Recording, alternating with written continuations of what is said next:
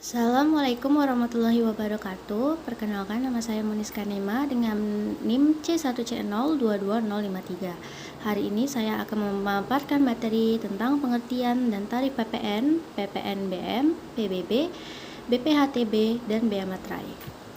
Kita masuk pada materi yang pertama, yaitu PPN. PPN adalah singkatan dari pajak pertambahan nilai yang memiliki pengertian pungutan yang dikenakan dalam setiap proses produksi maupun distribusi. Itulah alasannya kita sering menemukan pajak pertambahan nilai dalam transaksi sehari-hari, PPN, seperti pada saat kita melakukan pembelian dan kita diberikan struk belanjaan. Nah, selanjutnya tarif PPN.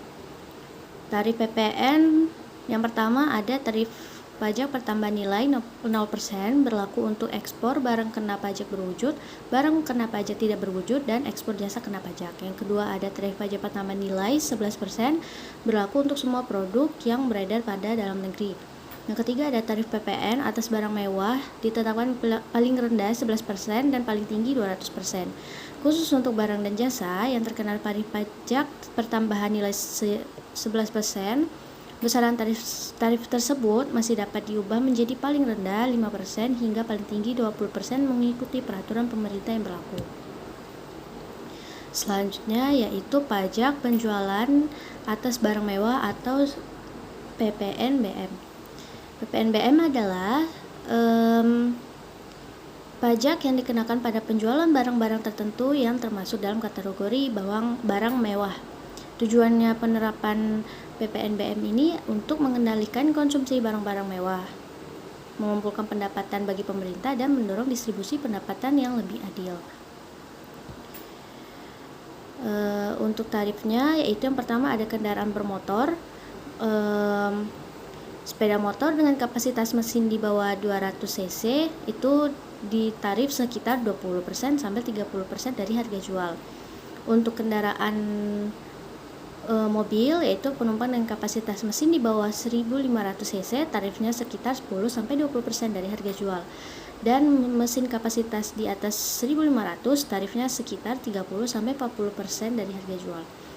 Untuk barang elektronik seperti TV dengan ukuran layar 24 inci tarifnya sekitar 20-30 dengan harga jual, serta perhiasan dan barang mewah lainnya seperti emas yaitu tarifnya sekitar 0,9% hingga 15% dari harga jual.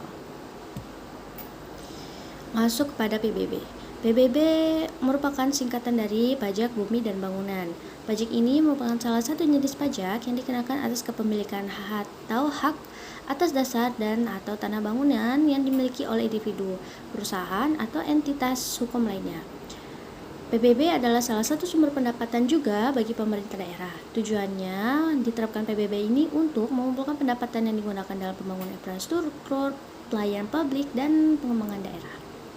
Nah, untuk tarif PBB sendiri, yang pertama untuk rumah tinggal, yaitu tarifnya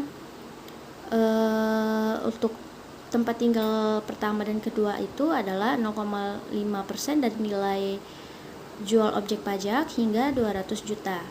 Untuk nilai jual objek pajak di atas 200 juta, tarif PBB-nya menjadi 0,5% untuk bagian nilai jual objek pajak hingga 0,3% dan di atas 200 juta. Untuk tanah kosong dan tanah pertanian, tarif PBB yang dikenakan yaitu sekitar 0,3%. Untuk bangunan komersial itu dikenakan 0,3% juga. Lanjut kepada BPHTB. Pengertian BPHTB adalah singkatan dari Bea Perolehan Hak Atas Tanah dan Bangunan. Nah, BPHTB itu adalah jenis pajak yang dikenakan atas peralihan hak kepemilikan atau perolehan hak atas tanah dan atau bangunan yang terdiri dalam transaksi jual beli, hibah, warisan, tukar menukar, dan bentuk peralihan hak lainnya.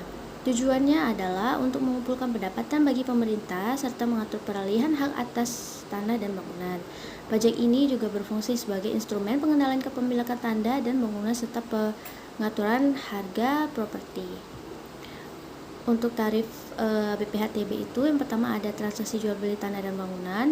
Tarif BPHTB di Indonesia itu umumnya berkisar hingga 5 hingga 10% dari perolehan atau nilai transaksi jual beli tanah dan bangunan tersebut. Nah, beberapa daerah menerapkan tarif yang lebih rendah, seperti untuk negara warga Indonesia yang pertama kali mempunyai rumah atau rumah pertama. Nah, untuk warisan hibah dan tukar menukar tanah dan bangunan, ini tarifnya bervariasi tergantung pada peraturan yang berlaku di daerah masing-masing. Lanjut pada bea materai. Bea materai merupakan jenis pajak yang dikenakan atas beberapa jenis dokumen tertentu, seperti surat-surat perjanjian, kontrak, surat kuasa, dan tanda terima, kwitansi, dan lain sebagainya. Pajak ini bertujuan untuk menghasilkan pendapatan bagi negara, memberikan kebebasan hukum pada dokumen, serta mengatur dan mengendalikan kegiatan transaksi hukum di masyarakat. Untuk tarif bea materai, untuk dokumen yang materai sebesar 3.000 itu biasanya terdapat pada kwitansi tanda terima bayar dan kwitansi tanda terima uang muka. Untuk bea materai 6.000 itu untuk perjanjian jual beli tanah, surat perjanjian pengikat jual beli, surat perjanjian sewa menyewa atau kontrak, dan lain sebagainya. Sedangkan untuk bea materai 10.000 bisa untuk akta notaris, surat kuasa, dan surat perjanjian pembiayaan atau pinjaman. Sebenarnya masih banyak hal lain, tapi tidak saya sebutkan semua di sini. Baiklah, sekian, terima kasih. Itu saja yang dapat saya sampaikan. Wassalamualaikum warahmatullahi wabarakatuh.